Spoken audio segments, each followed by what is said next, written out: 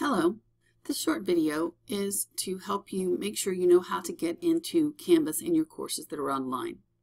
First of all, you will go to the main website, either the Alamo College's or you can go to San Antonio College's website, and you're going to hit Menu and ACES Login.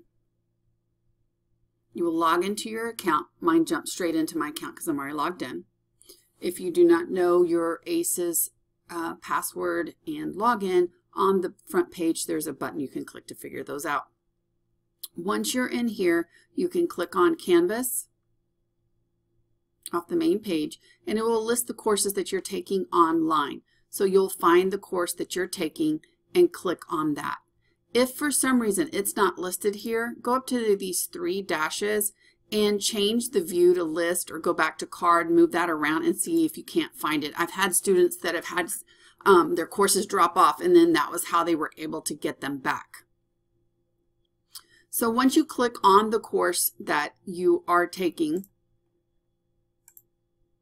for this course, it will open up the home page and then you can start navigating the course.